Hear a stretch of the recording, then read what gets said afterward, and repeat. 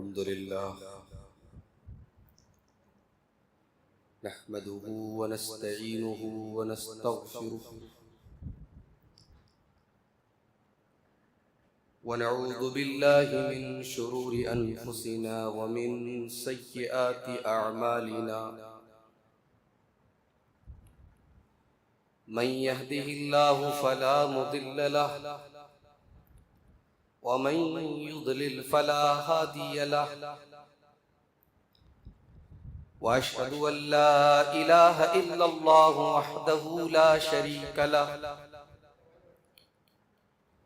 وأشهد أن محمدا عبده ورسوله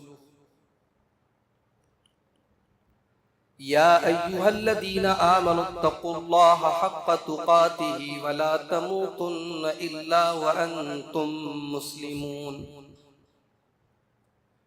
يا أيها الناس اتقوا ربكم الذي خلقكم من نفس واحدة وخلق منها زوجها وبث منهما رجالا كثيرا ونساء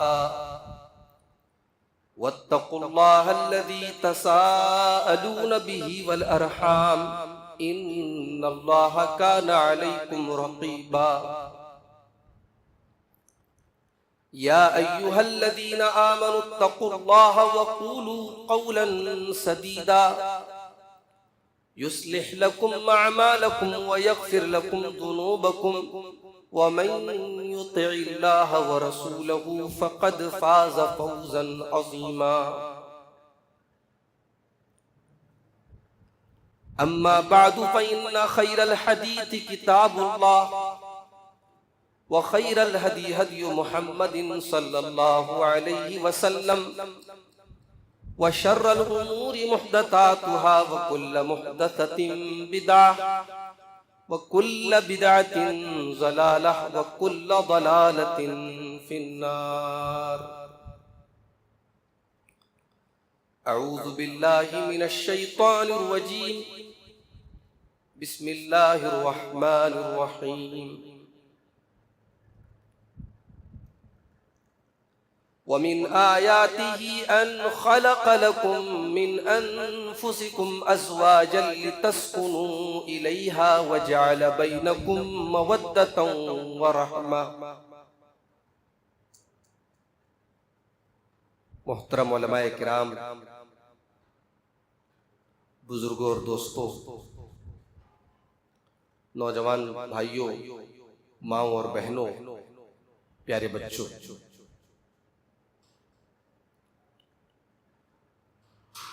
پچھلے سال کی طرح اس سال بھی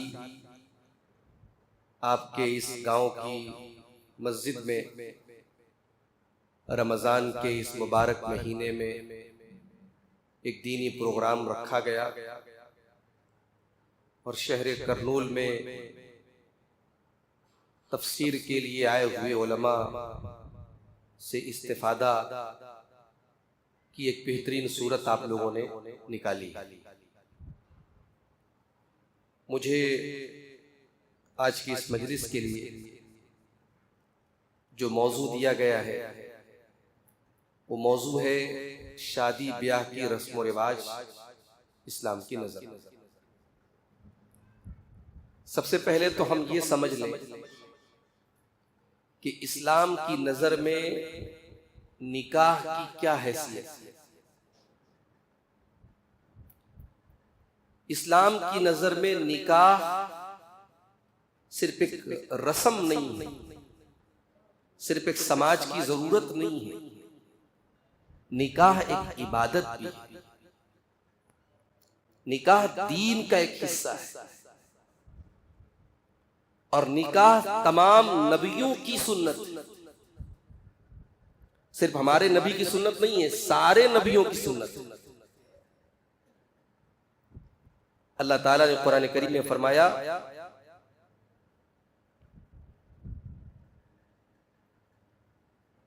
نکاح کی اہمیت کو بیان کرتے ہوئے وَلَقَدْ أَرْسَلْنَا رُسُلًا مِّن قَبْلِكَ اے نبی ہم نے آپ سے پہلے بہت سارے رسولوں کو بھیجا، وَجَعَلْنَا لَهُمْ أَزْوَاجًا وَذُرِّيَّةً، اور ہم نے ان نبیوں کی بیویوں کو بنایا، ان کی اولاد کو بنایا۔ انبیاء کرام بیوی والے شادی شدہ تھے، تو بیوی بچوں کی ذمہ داری سے شریعت نے بھاگنے کا حکم نہیں دیا۔ نکاح کرو، بیوی کا حق ادا کرو، بچوں کا حق ادا کرو، اس کا حکم دیا شریعت۔ اور اس کے بغیر زندگی میں سکون نہیں آ سکتا میرے بھائی۔ اللہ تبارک و تعالیٰ نے دنیا کا نظام ایسا بنایا ہے کہ ایک مرد کو اور ایک عورت کو جب تک وہ نکاح کے بندھن میں بندھ کر کے ایک دوسرے کے سکھ دکھ کے ساتھی نہ بن جائے، وہ زندگی کا سکون نہیں پا سکتا۔ اللہ نے فرمایا سورہ روم کے اندر، وَمِنْ آيَاتِهِ أَنْ خَلَقَ لَكُم مِّنْ أَنفُسِكُمْ أَزْوَاجًا، اللہ تبارک و تعالیٰ کی نشانیوں میں سے ایک نشانی یہ بھی ہے کہ اس نے تمہارے لیے تمہارے جوڑے بنائے، تمہاری بیویوں کو بنایا، لِتَسْكُنُوا إِلَيْهَا، تاکہ تم ان سے سکون حاصل کرو، وَجَعَلَ بَيْنَكُمْ مَوَدَّةً وَرَحْمَةً، اور اللہ نے میاں بیوی کے بیچ میں محبت پیدا کی اور رحمت پیدا کی۔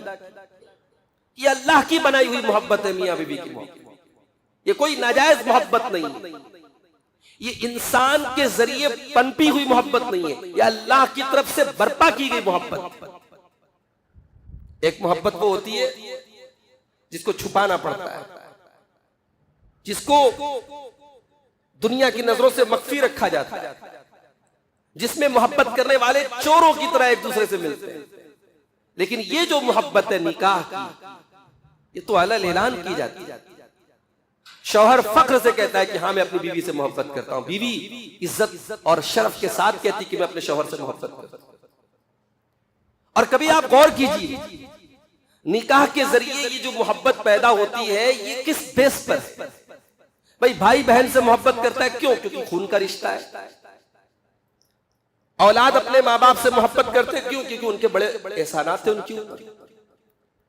یہاں نہ کوئی خون کا رشتہ ہے، نہ کوئی پہلے سے پرانا کوئی تعلق ہے، نکاح کے ذریعے عقد ہوا، میاں بیوی کے درمیان نکاح کا رشتہ جنم لیتا ہے، اور چند دنوں کے بعد آپ دیکھیے کہ شوہر اور بیوی میں کتنی محبت پیدا ہوتی ہے۔ بیوی چند دنوں کے لیے مائکے جاتی ہے، شوہر بغیر پانی کی مچھلی کی طرح تڑپنے لگتا ہے۔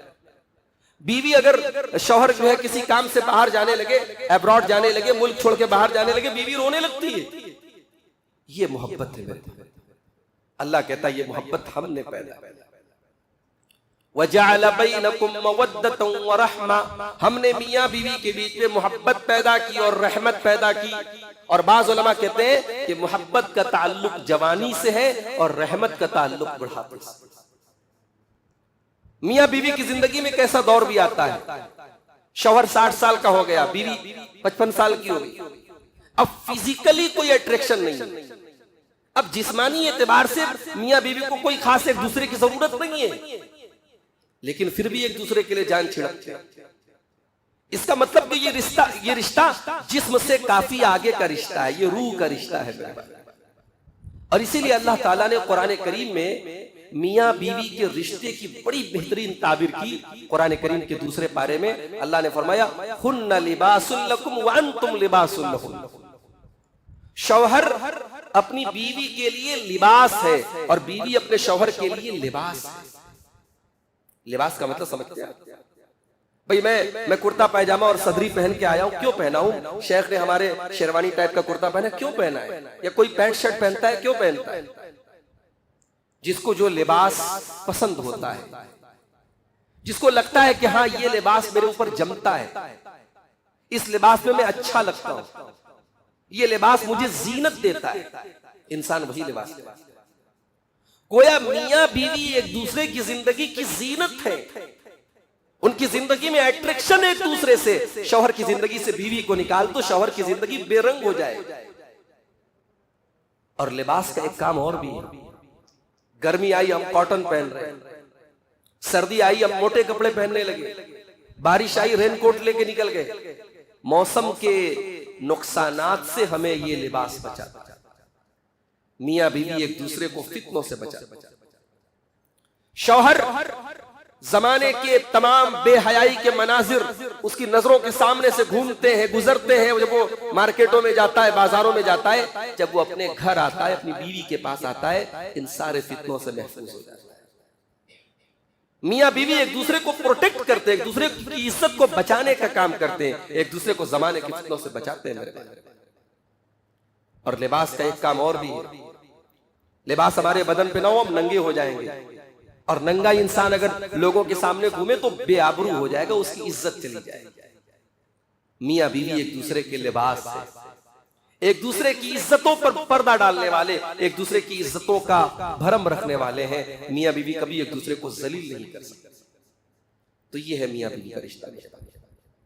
اور اسی لیے اللہ تعالیٰ نے قرآن کریم میں جب اپنی نعمتوں کو گنایا تو ان نعمتوں میں ایک نعمت اللہ نے یہ بھی گنائی کہ ہم نے تمہاری بیویوں کو پیدا کیا. اللہ نے فرمایا قرآن کریم کے 14ویں پارے میں سورۃ النحل کے اندر، وَاللَّهُ جَعَلَ لَكُم مِّنْ أَنفُسِكُمْ أَزْوَاجًا، اللہ نے تمہارے جانوں میں سے تمہارے جوڑے بنائے. وَجَعَلَ لَكُم مِّنْ أَزْوَاجِكُمْ بَنِينَ وَحَفَدًا، اور تمہاری بیویوں سے تمہارے بیٹوں کو بنایا، تمہارے پوتوں کو بنایا، تمہارے نواسوں کو بنایا، تمہاری بیوی سے تمہاری اولاد کو آگے بڑھایا. وَرَزَقَكُم مِّنَ الطَّيِّبَاتِ، اور اللہ نے پاکیزہ چیزیں تم کو عطا فرمائی ہیں. أَفَبِالْبَاطِلِ يُؤْمِنُونَ وَبِنِعْمَةِ اللَّهِ هُمْ يَكْفُرُونَ.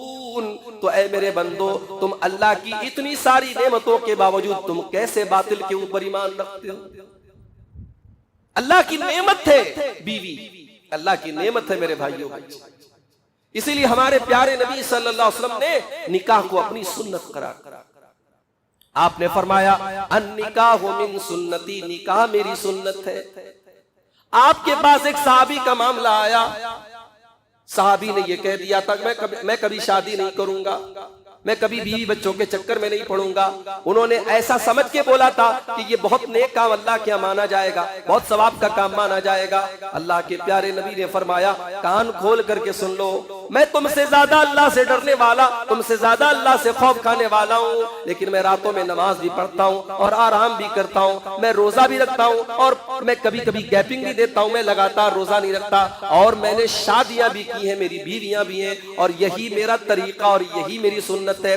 فمن رغب عن سنتی فلیس منی، تو جو میرے طریقے سے ہٹ جائے گا اس کا مجھ سے کوئی تعلق نہیں ہے. یہ ہے نکاح کی حیثیت میرے بھائی. اور یہ نکاح جب ایک لڑکا اور لڑکی نکاح کے قابل ہو جائے تو اسلام کہتا ہے کہ اس کام میں دیر مت کرو، کیونکہ اس سے دو بڑی چیزیں جڑی ہیں. اللہ کے پیارے نبی صلی اللہ علیہ وسلم فرماتے ہیں، صحیح بخاری اور صحیح مسلم کی روایت ہے، یا معاشر الشباب، اے نوجوانوں کی جماعت، من استطاع منکم الباءۃ فلیتزوج، جو تم میں سے نکاح کی ذمہ داری اٹھانے کی طاقت رکھتا ہے، جسمانی اعتبار سے طاقت رکھتا ہے، مالی اعتبار سے طاقت رکھتا ہے، بیوی کا حق ادا کر سکتا ہے، بیوی کو کھلا سکتا ہے، پلا سکتا ہے، فلیتزوج، وہ جلدی سے نکاح کر لے. اس لیے کہ نکاح کرنے سے کیا فائدہ ہوگا؟ فرمایا فإنہ اغض للبصر واحسن للفرج، نکاح کرنے سے تمہاری نگاہیں جھک جائیں گی اور تمہاری شرمگاہ محفوظ ہو جائے گی. نگاہوں کی حفاظت نکاح کے بغیر نہیں ہو سکتی، شرمگاہ کی حفاظت نکاح کے بغیر نہیں ہو سکتی. اسی لیے اللہ کے نبی صلی اللہ علیہ وسلم نوجوانوں کو نکاح کرنے کا حکم دے رہے ہیں. اور جب ایک انسان نکاح کرتا ہے تو اللہ کے نبی کہتے ہیں کہ وہ آدھا دین تو پا لیتا ہے. اذا تزوج العبد، جب بندہ نکاح کرتا ہے، فقد استکمل نصف الدین، تو اس نے آدھے دین کو پورا کر لیا، آدھے دین کو پا لیا. فلیتق اللہ فی النصف الباقی، تو باقی آدھے کے سلسلے میں وہ اللہ سے ڈرے. آپ نے نکاح کر لیا، بیوی کی ذمہ داری آ گئی، کچھ دنوں کے بعد بچوں کی ذمہ داری آ گئی، آدھے دین پر عمل کرنے کا موقع آپ کو مل گیا. اب باقی زندگی کی جو چیزیں ہیں وہ دین کا باقی آدھا حصہ ہے. یہ ہے اسلام میں نکاح کی حیثیت اور نکاح کی اہمیت. اب ایک سوال پیدا ہوتا ہے، نکاح کی شرطیں کیا ہیں، نکاح کی کنڈیشن کیا ہے؟ تو بات یاد رکھیے کہ سب سے پہلی شرط کیا ہے کہ میاں بیوی کا راضی ہونا ضروری. زبردستی نکاح نہیں کیا جا سکتا. نہ لڑکی کی رضامندی کے بغیر نہ لڑکے کی رضامندی کے بغیر زبردستی نکاح اسلام میں جائز ہے۔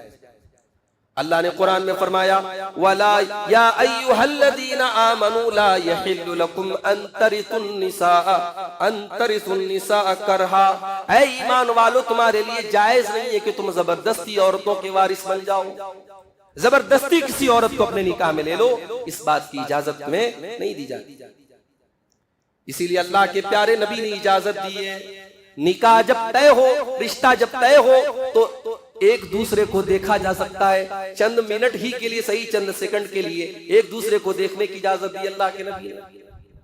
آپ نے فرمایا، ابو داؤد کی روایت ہے، اذا خطب احدکم المرأة، جب تم میں سے کوئی کسی عورت کو نکاح کا پیغام بھیجے، فإن استطاع ان ينظر الى ما يدعوه الى نکاحها، اگر وہ اس عورت کو دیکھ سکتا ہے، اگر دیکھنے کی کوئی گنجائش ہے تو ضرور دیکھ لے، فلیفعل، تو ایسا کر لے۔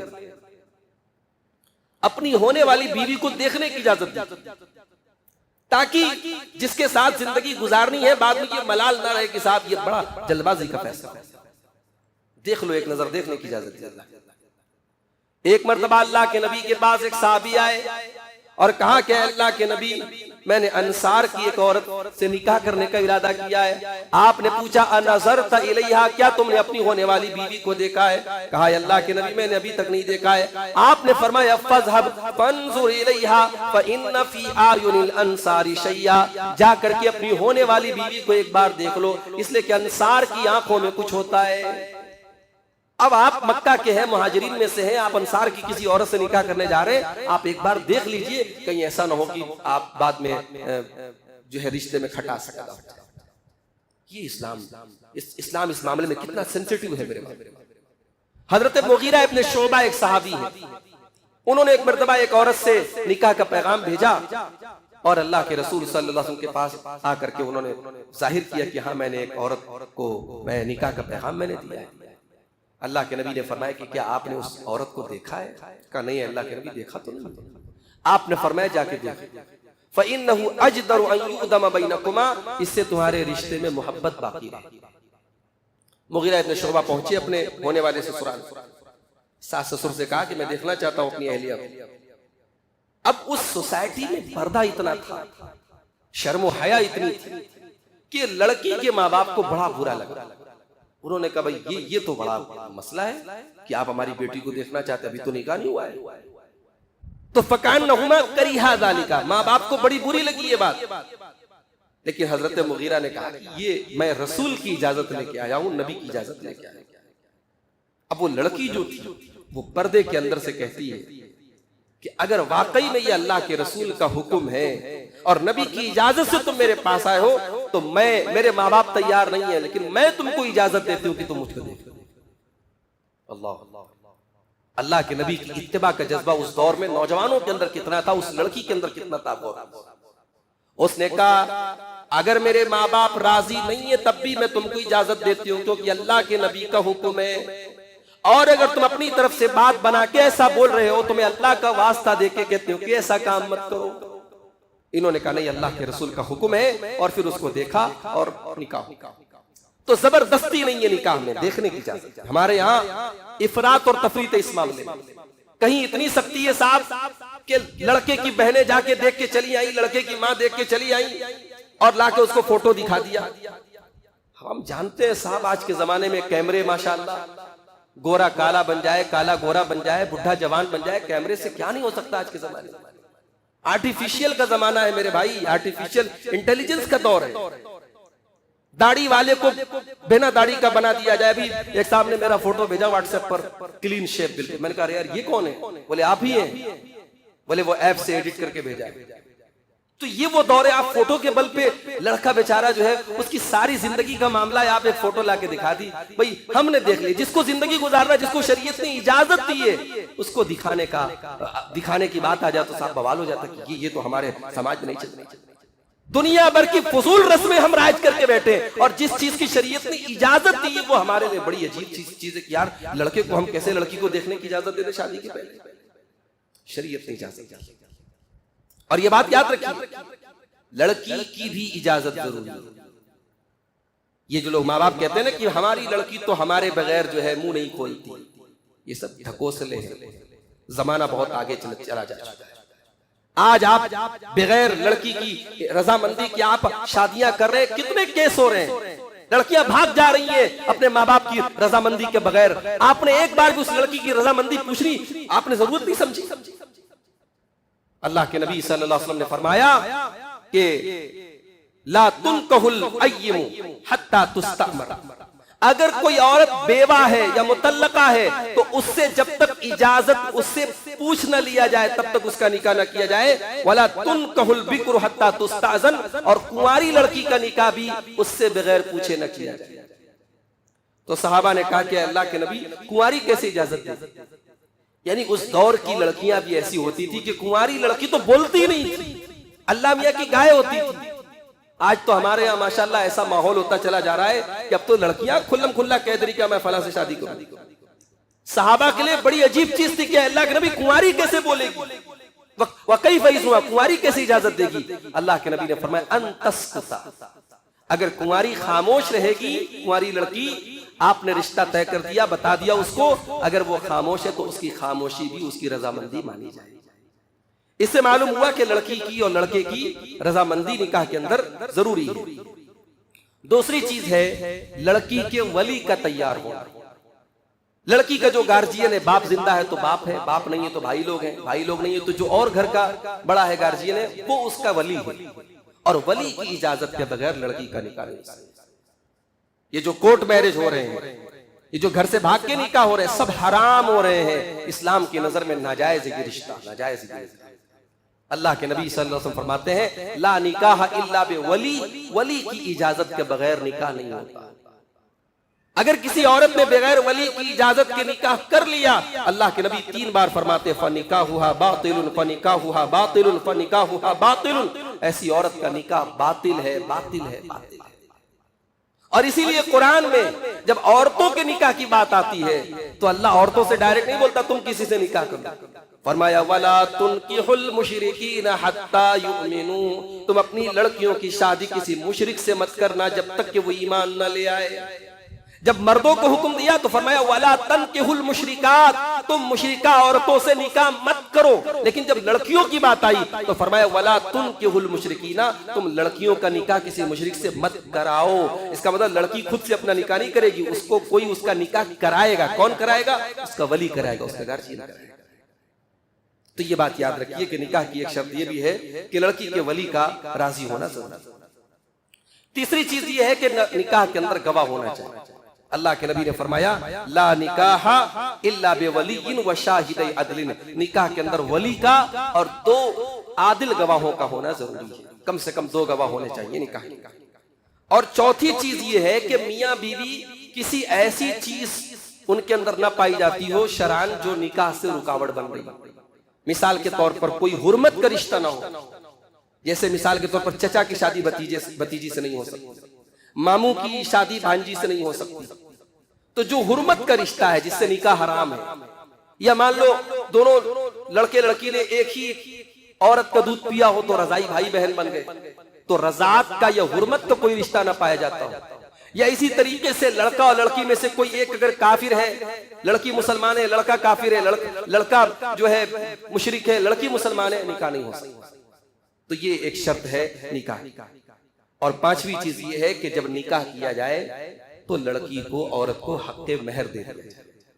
اللہ نے فرمایا قرآن کریم کے 5ویں پارے کے شروع میں، جب 4تھے پارے کے لاسٹ میں اللہ نے ان رشتہ داروں کی لسٹ گنائی کہ جن سے ہم نکاح نہیں کر سکتے، حرمت علیکم امہاتکم، ماں سے رشتہ نہیں ہو سکتا، خالہ سے نہیں ہو سکتا، اور اسی طریقے سے بہنوں سے نہیں ہو سکتا، بیٹیوں سے نہیں ہو سکتا، بہو سے نہیں ہو سکتا، رشتوں کی لسٹ اللہ نے گنائی۔ پھر 5ویں پارے کی پہلی آیت میں اللہ نے فرمایا والمحصنات من النساء، اور جو عورتیں دوسرے کے نکاح میں ہو ان سے بھی شادی نہیں ہوتی۔ اس کے بعد اللہ نے فرمایا وَأُحِلَّ لَكُمْ مَا وَرَاءَ ذَلِكُمْ، ان تمام رشتہ داروں کے علاوہ باقی عورتوں سے تم نکاح کر سکتے ہو۔ ان تبتغوا باموالکم، شرط یہ ہے کہ تم اپنے مال کے ذریعے ان سے نکاح کرو، محسنین غیر مسافحین، اور جب تم نکاح کرو تو گھر بسانے کے لیے نکاح کرو، صرف شہوت پوری کرنا مقصد نہ ہو، صرف اپنے جسم کی شہوت پوری کرنا مقصد نہ ہو، بلکہ گھر بسانا مقصد ہو۔ پھر فرمایا فَمَسْتَمْتَعْتُمْ بِهِ مِنْهُنَّ فَآتُوهُنَّ أُجُورَهُنَّ فَرِيضَةً، تو جن عورتوں سے تم نے نکاح کے ذریعے لذت اٹھا لی، جن سے تم نے نکاح کر لیا، اب ان کا جو مہر مقرر ہوا تھا وہ ان کو دے دو۔ مہر کا دینا ضروری ہے، اور یہ مہر خوشی خوشی دینا ہے۔ وَآتُوا النِّسَاءَ صَدُقَاتِهِنَّ نِحْلَةً، اپنی بیویوں کو ان کا مہر خوشی خوشی دے دو۔ اب یہ مہر کتنا ہوگا؟ شریعت نے کوئی لمٹ نہیں بنائی، یہ کم بھی ہو سکتا ہے، زیادہ بھی ہو سکتا ہے۔ حضرت عائشہ کا نکاح ہوا تو 12.5 اوقیہ چاندی، 500 درہم، آج کے دور کے حساب سے 131 گرام چاندی، حضرت 131 تولہ، معاف کیجیے گرام میں نے کہا 131 تولہ چاندی حضرت عائشہ کے نکاح کا مہر۔ آج کہیں کہیں مہر کا بھی بڑا مسئلہ ہے، کہیں مہر اتنا کم ہے، لڑکے والے حیثیت والے ہیں، لڑکی والے حیثیت والے، اور مہر کتنا ہے؟ 1000 روپیہ، 1500 روپیہ۔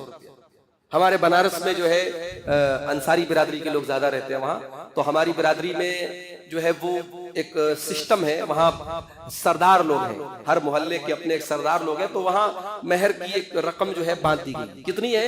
100 گرام چاندی۔ اب صاحب کروڑ پتی آدمی بھی تو 100 گرام چاندی دے رہا ہے، تو یہ جو طے کر دینا بالکل معمولی مقدار، یہ بھی مناسب نہیں ہے۔ اور آپ ہمارے شیخ تو سعودی عرب میں کافی عرصے رہے ہیں، شیخ بتائیں گے، بہتر مجھ سے بہتر سمجھیں گے، بتائیں گے، سعودی عرب میں نوجوانوں کے نکاح نہیں ہوتے، کیوں صاحب؟ وہاں مہر بہت ہائی فائی رکھا جاتا ہے، یعنی لڑکا بیچارہ پریشان ہے، اس کے پاس سب کچھ ہے، گھر ہے، مکان ہے، بیوی کا حق ادا کر سکتا ہے، مگر اتنا مہنگا مہر وہاں باندھتے کہ وہ مہر دینے کی اس کے پاس طاقت نہیں، اور وہاں مہر ادھار نہیں چلتا، ہمارے یہاں تو ادھار بھی چلتا ہے نا مہر۔ مہر باندھ دیا، 1 کروڑ باندھ تو مت دو زندگی بھر، ہمارے یہاں تو یہ چلتا ہے۔ کتنے لوگ تو ایسے زندگی بھر مہر نہیں دیتے، جب بیوی مرنے لگتی ہے تب ہاتھ پکڑ کے معاف کراتے ہیں، اچھا تو معاف کر دے میرا۔ تو یہ اسلام کا کانسیپٹ نہیں ہے، آپ اس کا مہر، اس کا حق ہے، اس کو آپ دیں۔ اب اس کے بعد میرے بھائیوں نکاح ہو گیا۔ اچھا کبھی آپ غور کیجیے، جب نکاح ہوتا ہے، نکاح کے موقع پر خطبہ پڑھا جاتا ہے، اور یہ خطبہ کون سا خطبہ ہے؟ یہ وہی خطبہ ہے جو اللہ کے نبی صلی اللہ علیہ وسلم اپنے تمام تقریروں میں، خطبوں میں پڑھتے تھے، جس کو ہم خطبۃ الحاجہ بولتے ہیں۔ اس خطبہ نکاح میں کوئی ایک آیت بھی نکاح کے تعلق سے نہیں، اس میں قرآن کی 3 آیتیں اللہ کے نبی پڑھتے ہیں، اور تینوں کا تعلق تقویٰ سے۔ یا ایھا الناس اتقوا ربکم، اے لوگوں اپنے رب سے ڈرو۔ یا ایھا الذین آمنوا اتقوا اللہ حق تقاتہ، اے ایمان والو اللہ سے ڈرو۔ یا ایھا الذین آمنوا اتقوا اللہ وقولوا قولا سدیدا، اے ایمان والو اللہ سے ڈرو اور صحیح بات کرو۔ نکاح کا خطبہ ہو رہا ہے، نکاح کی کوئی بات نہیں، بیوی کی کوئی بات نہیں، شوہر کی کوئی بات نہیں، 3 آیتیں پڑھی گئی، تینوں میں تقویٰ کا ذکر ہے۔ گویا مرد و عورت کو یہ تعلیم دی جا رہی ہے، سبق دیا جا رہا ہے، ایک نیا رشتہ وجود میں آ رہا ہے، 2 پریوار آپس میں مل کر کے ایک نیا پریوار بنانے جا رہے ہیں۔ اے شادی کرنے والے لڑکے اور اے نکاح کرنے والی خاتون، تم دونوں کو اس خطبہ نکاح کے ذریعے یہ میسج دیا جا رہا ہے، اپنی آنے والی زندگی میں تم قدم قدم پر اللہ سے ڈرتی رہنا، اللہ کا تقویٰ تمہاری زندگی میں ہونا چاہیے، متقی بن کے زندگی گزارنا۔ اے شوہر تو اپنی بیوی کے حق میں اللہ سے ڈرتے رہنا، اور اے بیوی تو اپنے شوہر کے حق میں اللہ سے ڈرتی رہنا۔ یہ سبق ہے خطبہ نکاح۔ اب نکاح ہو گیا، اب میاں بیوی ایک دوسرے کے لیے سر سے پیر تک حلال ہے۔ کل تک ایک دوسرے کو دیکھنا بھی جائز نہیں تھا، آج ایک دوسرے سے محظوظ ہونا اور ایک دوسرے سے لذت اٹھانا جائز ہے۔ اب یہ جو رشتہ ہے میرے بھائی، شوہر اور بیوی کا رشتہ، یہ صرف لذت پوری کرنے کا نام نہیں، یہ ذمہ داریوں کا بھی نام۔ ایک بیوی کو کیسا ہونا چاہیے؟ اللہ کے نبی سے پوچھا گیا، نسائی کی صحیح روایت ہے، ای النساء خیر، اے اللہ کے نبی کون سی عورت سب سے بہترین عورت ہے؟ آپ نے فرمایا التی تسرہ اذا نظر، جب شوہر دیکھے تو خوش ہو جائے۔ التی تسرہ اذا نظر وتطیعہ اذا امر، اور جب شوہر کوئی بات کہے تو شوہر کی بات مان لے، ولا تخالفہ فی نفسہا ومالہ بما یکرہ، اور اپنی آبرو کے سلسلے میں اور شوہر کے مال کے سلسلے میں کوئی غلط کام نہ کرے، اپنی آبرو کی حفاظت کرے اور شوہر کے مال کی حفاظت کرے۔ یہ شرط ہے ایک بہترین بیوی کی۔ لیکن یہ بہترین بیوی کب ملے گی؟ جب آپ نکاح کرنے کے ٹائم دینداری دیکھیں۔ معاف کیجئے گا، جس سماج میں جہیز کا چلن ہو، جس سماج میں لاکھوں روپے کا لین دین ہوتا ہو نکاح کے ٹائم، وہاں کون دینداری دیکھے گا بھائی؟ وہاں تو ہم یہ دیکھیں گے لڑکے کا مکان شاندار ہے کہ ہماری لڑکی رانی بن کے رہے گی کہ نہیں رہے گی۔ آپ نے لڑکے کا مکان دیکھا، اس کی جاب دیکھی، اس کا بزنس دیکھا، لڑکے کی دینداری آپ نے نہیں دیکھی۔ نتیجہ یہ نکلا آپ کی لڑکی گئی کسی شرابی کی ہتھے آپ نے ڈال دی، کسی زانی اور بدکار کو آپ نے سونپ دی اپنی بیٹی، کسی مشرک اور بدعتی کے حوالے آپ نے کر دی۔ معاف کرنا میرے بھائی، بیٹیاں بڑی محبت سے پالی جاتی ہیں، بڑے نخرے اٹھائے جاتے ہیں بیٹیوں کے، بڑے ناز اٹھاتے ہیں ماں باپ، اور وہی بیٹی جوان ہو جائے اور آپ آنکھ موند کر کے دنیا کی دولت دیکھ کر کے دینداری کو نظر انداز کر کے کسی کے بھی حوالے کر دیں۔ اور بعض لوگ بڑی بے شرمی سے کہتے ہیں صاحب ہماری بیٹی بہت اچھی ہے، وہ جا کے سنبھال لے گی، لڑکا شرابی ہے، لڑکا بدکار ہے، ہماری بیٹی سنبھال لے گی۔ معاف کرنا میرے بھائی، آپ کی لڑکی کوئی ڈٹرجنٹ پاؤڈر نہیں ہے جو دوسروں کے گھر جا کے ان کے داغ کو صاف کرے گی، ان کے کردار پہ لگے تھپوں کو صاف۔ اپنی بیٹیوں کو برباد مت کرو میرے بھائیوں۔ اگر بیٹیوں کو قتل کرنا اور بیٹیوں کو مارنا، ماں کے پیٹ میں مارنا پاپ ہے اور بیٹیوں کو قتل کرنا پاپ اور گناہ ہے، تو بیٹیوں کو کسی بے دین کے حوالے کرنا ہے۔ اسی لیے اللہ کے نبی فرماتے ہیں اذا خطب الیکم ممن ترضون دینہ وخلقہ، تمہاری بیٹیوں کے لیے اگر ایسا رشتہ آ جائے کہ لڑکے کا دین اچھا ہے، لڑکے کا اخلاق اچھا ہے، لڑکا دیندار ہے، لڑکا با اخلاق ہے، فزوجوا، تو اپنی بیٹیوں کی شادی اس سے کر دو۔ داماد کی دینداری دیکھو۔ الا تفعلوا، اگر تم ایسا نہیں کرو گے، تکن فتنۃ فی الارض وفساد عریض، تو زمین میں فتنہ پھیل جائے گا، فساد پھیل جائے گا، اور وہ فساد پھیل رہا ہے میرے۔ دینداری نہیں ہے ہمارے رشتوں میں، ناتوں میں، شادیوں میں۔ اور یہی مسئلہ بہو کا بھی ہے۔ لوگ اپنے لڑکے کے لیے لڑکی دیکھنے جاتے ہیں تو سب سے پہلے کیا دیکھتے ہیں؟ خوبصورت ہونا۔ ایک دم پورے گاؤں میں کہہ سکوں کہ بھئی میری بہو تو ماشاءاللہ بالکل حور لے کے آئے۔ وہ میری پیاری ماں بہنوں، آپ اپنے گھر میں آنے والی بہو کو حور پری جیسی نہ لائے، دیندار لے آئے۔ گاؤں والے تعریف کرے یا نہ کرے، لیکن وہ دیندار عورت، وہ دیندار لڑکی آپ کے گھر میں آئے گی، انشاءاللہ آپ کے گھر کو جنت بنا دے گی۔ اللہ کے پیارے نبی فرماتے ہیں صلی اللہ علیہ وسلم تنکح المرأۃ لاربعین لمالها ولحسبها ولجمالها ولدینها، جب ایک عورت کا نکاح ہوتا ہے 4 چیزیں دیکھی جاتی ہیں، مال دیکھا جاتا ہے، خوبصورتی دیکھی جاتی ہے، خاندان دیکھا جاتا ہے، اور دینداری دیکھی جاتی ہے۔ آپ نے فرمایا فاظفر بذات الدین، تم دیندار عورت کو اپنے گھر میں لے کے آ جاؤ، کامیاب ہو جاؤ۔ دیندار عورت سے بڑی کوئی دولت نہیں ہے میرے۔ اللہ کے نبی نے فرمایا الدنیا متاع، دنیا پوری کی پوری فائدہ اٹھانے کی چیز ہے، وخیر متاع الدنیا المرأۃ الصالحہ، اور دنیا کی سب سے قیمتی دولت نیک عورت۔ نیک عورت کو آپ گھر میں لائیے۔ تو ایک بہترین بیوی ایسی ہونی چاہیے جو شوہر کا بھی حق ادا کرے، اللہ کا بھی حق ادا کرے۔ ابھی اعتکاف کا مسئلہ ہمارے کرنول میں اعتکاف کا مسئلہ میں بیان کر رہا تھا، اس میں نے ایک بات بتائی کہ عورت جو ہے وہ بغیر شوہر کی اجازت کے اعتکاف میں بھی نہیں بیٹھ سکتی۔ شوہر کی اجازت کے بغیر عورت نفل روزہ نہیں رکھ سکتی، اتنا بڑا حق ہے شوہر کا۔ یہ ہماری عورتیں اس غلط فہمی کو بھی دور کر لیں۔ بعض عورتیں کیا کرتی ہیں؟ ہر جلسے میں جاتی ہیں، ہر تقریر میں جاتی ہیں، تراویح پورے مہینے بھر پڑھتی ہیں، شوہر سے کبھی عزت سے بات نہیں کرتی، شوہر کے حقوق کا خیال نہیں کرتی، شوہر کے جذبات کا خیال نہیں کرتی، اور وہ سمجھتی کہ صاحب یہ کیا ہو گیا، میں تو بڑی نمازی ہوں، بڑی تہجد۔ اللہ کی قسم تیری تہجد تیرے منہ پر مار دی جائے گی، تیری نماز تیرے منہ پر مار دی جائے گی اگر تو نے اپنے شوہر کی حق تلفی کی۔ شوہر کو راضی کیے بغیر، شوہر کے حقوق ادا کیے بغیر ایک شادی شدہ عورت جنت میں نہیں جا سکتی۔ معاف کیجیے گا میرے۔ اللہ کے نبی کے پاس ایک عورت آتی ہے، اللہ کے پیارے نبی پوچھتے ہیں ذات زوج انت، کیا تو شادی شدہ ہے؟ ہاں اللہ کے نبی میں شادی شدہ ہوں۔ آپ نے فرمایا کیف انت لہو، تو اپنے شوہر کے لیے کیسی ہے؟ کہتی ہے لا آلوہ الا خیرا، اے اللہ کے نبی میں اپنے شوہر کی خدمت میں کوئی کمی نہیں کرتی۔ آپ نے فرمایا فانظری اینما انت منہ، اے خاتون تو خوب غور کر لینا، خوب اچھی طریقے سے سمجھ لینا تیرے شوہر کے ساتھ تیرا سلوک کیسا ہے۔ فانما هو جنتک و نارک، تیرا شوہر ہی تیری جنت ہے، تیرا شوہر ہی تیری جہنم ہے۔ اتنی بڑی بات کہہ دی اللہ نے۔ تو شوہر کے جذبات کا، اس کے حقوق کا خیال رکھنا ایک عورت کے لیے۔ معاف کرنا میرے بھائی، سماج میں آج جو گندگیاں پائی جاتی ہیں، ہمیں ان گندگیوں کے اسباب پر بھی غور کرنا چاہیے۔ آج جو ایکسٹرا میریٹل افیئر ہو رہے ہیں، شادی شدہ لوگوں کے جو ناجائز تعلقات پنپ رہے ہیں، اگر اس میں اگر ہم غور کریں تو بہت بڑی وجہ یہ بھی ہوتی ہے، بہت ساری عورتیں اپنے شوہروں کے جذبات کا خیال نہیں کرتی ہیں، ان کی ضرورتوں کو پورا نہیں کرتی۔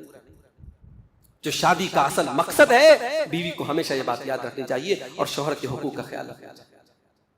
شوہر کے لیے سجنا، سورنا، میک اپ کرنا، اچھے کپڑے پہننا یہ بیوی کی ذمہ داری ہے۔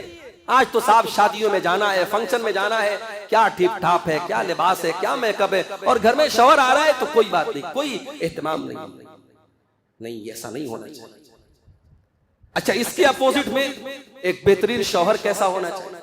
اللہ کے نبی نے فرمایا صلی اللہ علیہ وسلم، آپ سے پوچھا گیا ما حق زوجتی احدنا علی، اے اللہ کے نبی بیوی کا حق ہمارے اوپر کیا ہے؟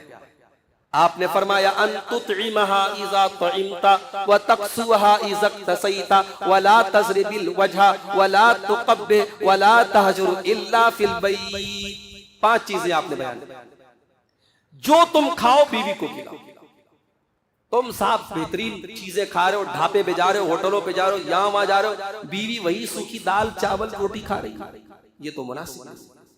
اگر آپ مرغن غذائیں کھا رہے بیوی کو بھی کھلاؤ بھائی۔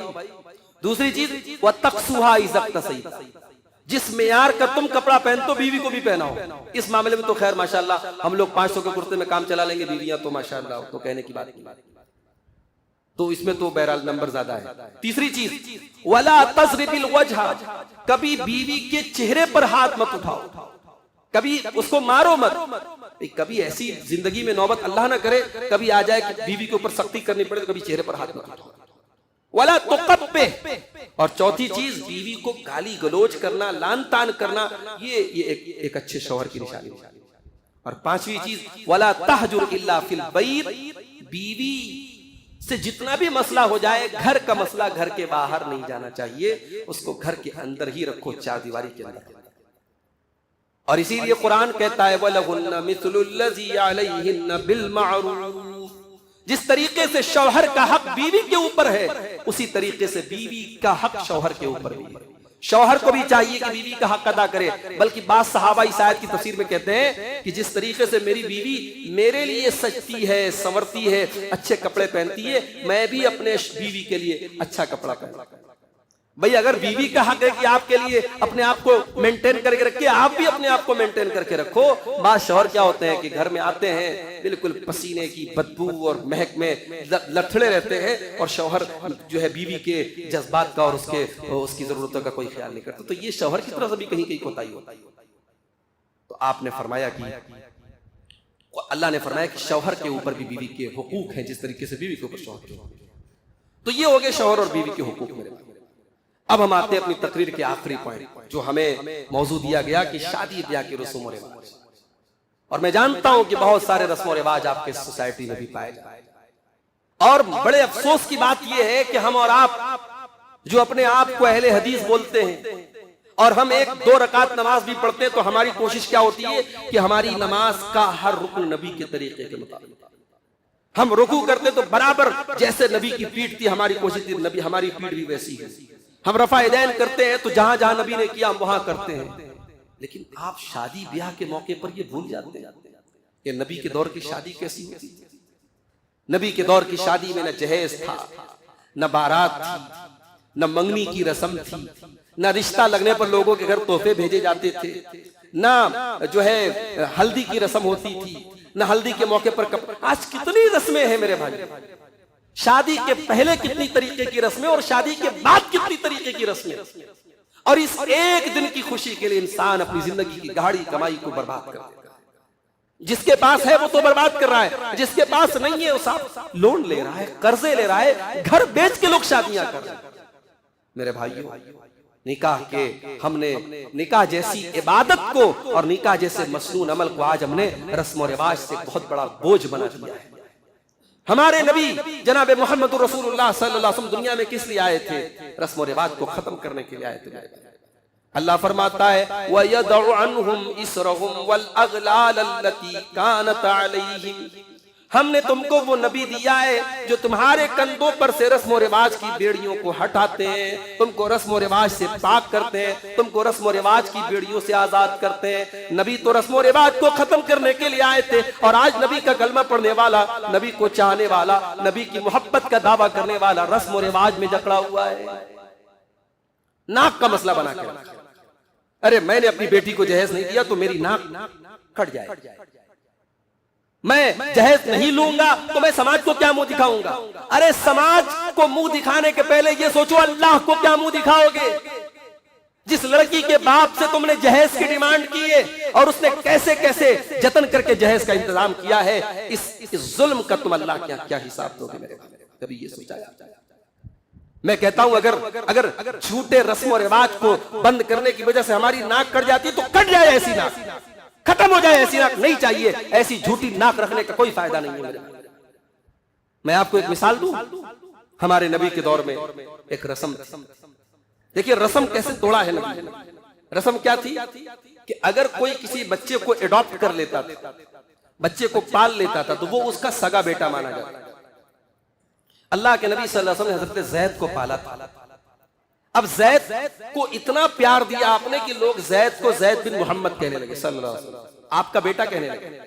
پھر آپ نے زید کی شادی بہت اصرار کر کے اپنی پھوپھی کی بیٹی زینب بنت جہش سے کرائی۔ وہ لوگ تیار نہیں تھے نکاح کے لیے، کیونکہ زید جو تھے یہ غلام مانے جاتے تھے مکے کے اندر، حالانکہ یہ اچھے خاندان کے تھے، لیکن ڈاکوؤں نے پکڑ کے ان کو غلام کے طور پہ بیچ دیا تھا۔ غلام تھے نہیں یہ، لیکن اس زمانے میں غلام کا درجہ آزاد کے مقابلے میں بہت کم تھا، تو ان سے شادی کرنے کے لیے حضرت زینب تیار نہیں تھی۔ وہ نبی کی پھوپھی کی بیٹی تھی، قریش کی اور بنی ہاشم کی خاتون تھی، وہ تو تیار نہیں تھی۔ نبی نے ضد کیا کہ نہیں میرا حکم ہے، پھر اللہ کی قرآن کی آیت بھی نازل ہوگی کہ اللہ اور اس کے رسول کا فیصلہ آ جائے تو اگر مگر مت کرو۔ شادی ہو گئی دونوں۔ اب شادی جب ہوئی تو یہ شادی نب نہیں پائی، حضرت زید اور حضرت زینب کا رشتہ زیادہ چل نہیں پایا، اور حضرت زید نے آ کر کے اللہ کے نبی سے کہا کہ میں طلاق دینا چاہتا ہوں۔ اللہ کے نبی نے طلاق مت دو، امسک علیک زوجک، اپنی بیوی کو نکاح میں باقی رکھو، طلاق مت دو۔ اللہ کے نبی سوچ رہے تھے کہ یہ طلاق دے دیں گے تو میری اس میں بے عزتی ہو جائے گی، میں نے نکاح کروایا۔ اور ادھر اللہ تعالیٰ نے اپنے نبی کو بتا دیا کہ اے نبی، زید اپنی بیوی کو طلاق دیں گے اور عدت گزر جانے کے بعد حضرت زینب آپ کے نکاح میں آئے گی۔ اب بڑے غور سے سنیے گا میری بات۔ عرب کے دستور کے حساب سے حضرت زید اللہ کے نبی کے منہ بولے بیٹے تھے، سگے بیٹے کے برابر ان کو مانا جاتا تھا۔ ان کی مطلقہ بیوی یعنی عرب کے دستور کے حساب سے اللہ کے نبی کی بہو کا رشتہ لگتا ہے حضرت زینب کا، اس سے اللہ تعالیٰ حکم دے رہا ہے کہ اے نبی آپ کو نکاح کرنا۔ اللہ کے نبی صلی اللہ علیہ وسلم گھبرا رہے تھے، کیا اگر میں یہ نکاح کروں گا تو کیا لوگ کیا کہیں گے؟ اللہ نے قرآن کی آیت نازل کی، یا ایھا النبی اتق اللہ ولا تطع الکافرین والمنافقین، اے نبی اللہ سے ڈرو، کافروں کے چکر میں منافقوں کے چکر میں نہ پڑو۔ ہم نے آپ کو جو حکم دیا آپ نکاح کرو۔ اللہ کے پیارے نبی نے حضرت زینب سے عدت گزر جانے کے بعد نکاح کر لیا۔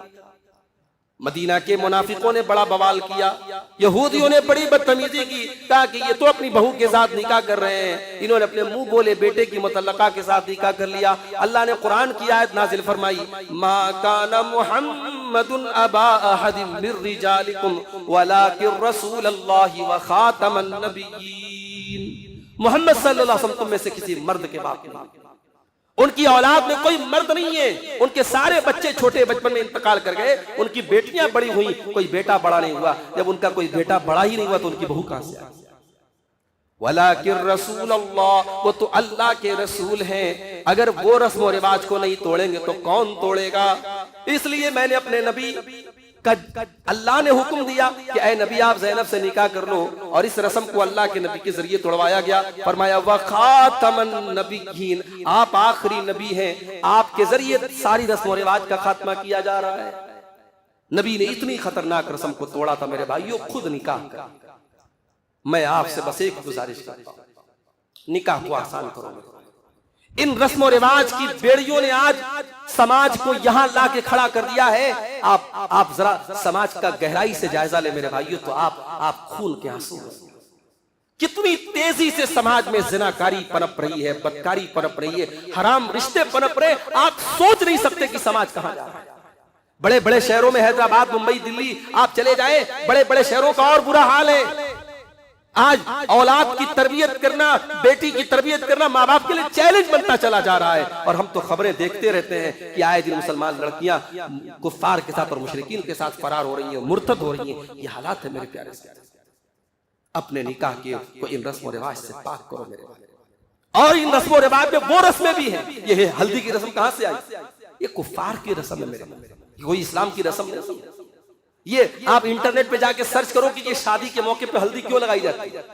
یہ ہلدی ہندو مذہب میں بڑی پوتر مانی جاتی ہے، بڑی شبھ مانی جاتی ہے، بڑی بابرکت مانی جاتی ہے، اور وہ ایک شگن کے طور پہ مہندی لگاتے ہیں، وہ ہلدی لگاتے ہیں۔ ہمارے یہاں مسلمانوں میں ہلدی کی رسم ہو رہی ہے، اور اچھے اچھے دیندار گھروں میں باقاعدہ ہلدی لگتی ہے، اور لڑکیاں لڑکے سب پیلے رنگ کا کپڑا پہنتے ہیں، پورا کھانا ہوتا ہے، پوری دعوت ہوتی ہے۔ میرے بھائی، ایک مڈل کلاس آدمی، ایک کمزور درجے کا آدمی آج ان رسم و رواج کو سماج میں اتنا ضروری بنا دیا گیا ہے، وہ سوچتا ہے کہ اگر میں یہ نہیں کروں گا تو میری بیٹی کو شکوہ ہوگا کہ میری شادی پر یہ سب یہ۔ اور آج عورتیں خاص طور سے ان رسم و رواج کے لیے عورتیں ذمہ دار ہیں۔ عورتیں، میں کہتا ہوں، جہیز دینے والے کی مجبوری ہو سکتی ہے، لینے والے کی تو کوئی مجبوری نہیں۔ بھئی اگر ایک لڑکے کی ماں یہ سوچ لے، لڑکے کا باپ یہ سوچ لے کہ میرا بیٹا سسرال سے ملنے والی چارپائی پہ نہیں سوئے گا، میں اس کے لیے چارپائی کا مینجمنٹ کروں گا۔ لڑکا خود سوچ لے مجھے سسرال کی 4 ویلر نہیں چاہیے، مجھے توفیق ہوگی میں 4 ویلر لے لوں گا، ورنہ 2 ویلر سے گھوموں گا میں۔ میرے پاس جب تک فرنیچر کی طاقت، جتنا فرنیچر میرے پاس ہے میں فرنیچر کا انتظام کروں گا، مجھے کسی کی بھیک میں ملی ہوئی فرنیچر نہیں چاہیے۔ اگر یہ لڑکے اور لڑکے کے گھر والے اگر یہ سوچ بنا لے میرے بھائی تو کون سی مشکل بات ہے؟ یہ جو رسم و رواج ہے یہ ہماری غیرتوں کے جنازے نکل رہے ہیں میرے بھائی، بے غیرت بنایا جا رہا ہے اس قوم، اور آج اس کا نتیجہ یہ ہے کہ لڑکیوں کو ہم انہیں بوجھ بنا دیا۔ آج میری 3 بیٹیاں ہیں، لوگ مجھ سے کیا کہتے ہیں، مولوی صاحب سیونگ کیجئے، 3 بیٹیوں کی شادی کرنا ہے، مولوی صاحب فیوچر دیکھ لیجئے، آپ پیسے کی ضرورت پڑے گی، لاکھوں روپے کی 3 بیٹیوں کی شادی کرنا انتظام کر لیجئے۔ آج لوگ مجھے مشورہ دیتے ہیں، کیوں؟ کہ بیٹی کا مطلب کہ صاحب لاکھوں کا خرچ ہمیں کرنے کا۔ بیٹی پیدا ہوتی نہیں ہے کہ ماں کے اور باپ کے پیشانیوں پر بل پڑ جاتے، یہ آزمائش کہاں سے ہمارے گھر میں؟ میرے بھائی بیٹی آزمائش تو نہیں تھی، بیٹی تو رحمت بن کے آتی ہے، بیٹی کو تو میرے نبی نے رحمت کہا ہے، جنت کی خوشخبری دینے والی کہا ہے۔ ہمارے ان رسم و رواج نے بیٹیوں کو آج ان کی زندگی کو عذاب بنا کے رکھ دیا ہے، اور آج کتنی غریب باپ کی بیٹیاں ہیں، باپ بیچارہ مزدور ہے، نہیں انتظام کر پا رہا ان کی شادی کا، ان کی عمریں نکل رہی ہیں، وہ غلط راستے پہ جا رہی ہیں، بدکاری کے راستے پہ جا رہی ہیں، ان کی جوانیاں برباد ہو رہی، کون ذمہ دار ہے ان کا میرے بھائی؟ معاف کرنا میرے بھائی، کم سے کم میں یہ چاہتا ہوں کہ ہم اور آپ جو اپنے آپ کو اہل حدیث بولتے ہیں، اور ہماری عبادتیں اور ہمارے تمام نیکی کے کام ہم سنت کے مطابق کرنے کی کوشش کرتے ہیں، ہم اپنے شادی بیاہ کو بھی سنت کے مطابق کرنے کی کوشش کریں۔ شادی بیاہ میں بے پردگی زبردست ہوتی ہے صاحب، ایسا لگتا ہے کہ ایک دن کے لیے سب 7 خون معاف ہو گئے۔ لڑکیوں میں کھانا چل رہا ہے، جوان لڑکے آ کر کے کھانا سرو کر رہے ہیں اور کہتے ہیں صاحب ہمارے گھر کے لڑکے ہیں، گھر کے لڑکے تو پردہ نہیں کرنا۔ شادی کے موقع پہ تمام دلہن کے پاس آ کر کے غیر محرم مرد جو ہے فوٹو لے رہے ہیں، اس کے پاس میں بیٹھ رہے ہیں۔ یہ ساری بے غیرتی مسلمانوں کے گھر میں ہو رہی ہے، اچھے دیندار گھروں میں ہو رہی ہے بے غیرتی۔ میرے بھائیوں، شادی کو بے حیائی اور بے پردگی اور بے غیرتی کا جو ہے مجموعہ مت بناؤ۔ اور آج ہماری شادیوں میں انہی رسم و رواج کی وجہ سے ہماری شادیوں کی برکت چھن رہی ہے، نکاح سے زیادہ طلاق ہو رہی ہے، 4 مہینے کے بعد 6 مہینے کے بعد طلاق ہو جا رہی ہے، خلا ہو جا رہی ہے۔ آج شادیوں کی برکت اسی لیے ختم ہو رہی ہے کیونکہ ہم نے سنت کی خلاف ورزی کرنا شروع کیا۔ تو یہی گزارش ہے میرے بھائیو، نکاح کو آسان کرو۔ اللہ کے نبی صلی اللہ علیہ وسلم فرمایا کہ اگر تم نے نکاح میں دیر کی تو زمین میں فتنہ پھیلا، اور فتنہ پھیل رہا ہے۔ آج ہمارے ان رسم و رواج کی وجہ سے نوجوان لڑکے اور لڑکیوں کی وقت پر شادی نہیں ہو رہی ہے اور بہت سارے مسائل پیدا ہو رہے ہیں۔ چونکہ روزہ کی حالت میں بھی ہم لوگ ہیں اور شیخ کا بھی ابھی خطاب باقی ہے، وقت کم ہے، میں اپنی بات کو سمیٹتے ہوئے اللہ سے دعا کرتا ہوں رب العالمین ہمیں اپنی شادیوں میں سنت کی پیروی کرنے کی توفیق عطا فرمائے۔ رب العالمین ہمیں رسم و رواج کی پابندیوں سے نکل کر کے سنت کی پابندیوں میں آنے کی توفیق عطا فرمائے۔ اللہ ہمیں سے جو شادی شدہ لوگ ہیں، ان میں سے جو ہماری خواتین ہیں، ان کو اپنا حق ان کو سمجھنے کی، اپنی ذمہ داریوں کو سمجھنے کی توفیق عطا فرمائے۔ جو مرد حضرات ہیں ان کو ایک بہترین شوہر کی زندگی گزارنے کی توفیق عطا فرمائے۔ اللہ ہمارے رسم و رواج کی بیڑیوں سے ہم سب کو نکل کر کے سنت والا نکاح ہم سب کو کرنے کی توفیق دے۔ جو ہم میں سے گارجین ہیں، سرپرست ہیں، اللہ انہیں اپنے بچوں کی شادی صحیح طریقے سے کرنے کی توفیق عطا فرمائے۔ آمین۔ اقول قولی ھذا واستغفر اللہ لی ولکم ولسائر المسلمین۔ والسلام علیکم ورحمۃ اللہ۔